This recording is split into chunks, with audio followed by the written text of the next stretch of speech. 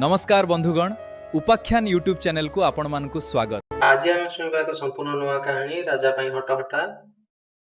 बणटीए थिला ता भितरे गोटे पोखरी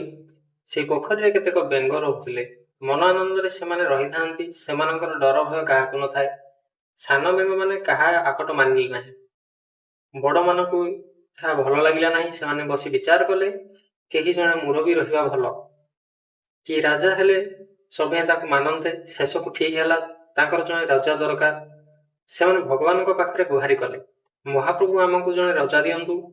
भगवान कहले हौ काली तुमको राजा दिया जीवो भगवान गोटे काठ गड़ पोखरी रे पकाई देले बड़ शब्द करी काठटा भूस किना पानी रे पड़िला बेंग माने डरी गले किए कुआडे जाई लुचिले से माने भाबिले राजा आसी गले आउ चगलामी करिबा नाही जणे साहसी बेंग पानी ऊपर को उठिला धीरे धीरे राजा को पाखकू काठ गड़टा पानी रे भासु थाए से जाई तांकू ओळगी हैला किसी जवाब नाही से कोन भाबिला खप करी काठ गड़ पर बस पड़ला किछि नाही तापरे डाकिला ता साथी मानकू सभे धाई आसिले से माने जाई काठ गड़ ऊपर बसिले आनंद रे गीत बोलिले डिया डाई कले एटा गोटाए कि रजाम सभी को मन फाटी गला से माने पुणी गले भगवान को पाखकू भगवान कहले हौ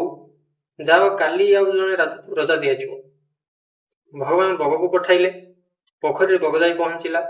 पिला बेंग माने साहस करी पानी ऊपर को उठिगले बग से को खप करी ता तंत्र धरि पकाइला गोटी गोटी खाइला ता देखि बेंग मान को बुद्धि हजि गला से माने पानी ऊपर को आसीबा को डरिले बग की छाड़ीबा जंतु से पोखरी रे जगी बसि थाए जे मुंडटे ताकू धरि खाए तो या फल रे कोन हला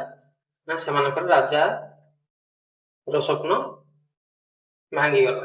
जदि कहानीटी भलो लागि थाए तेबे लाइक शेयर और सब्सक्राइब करंतु।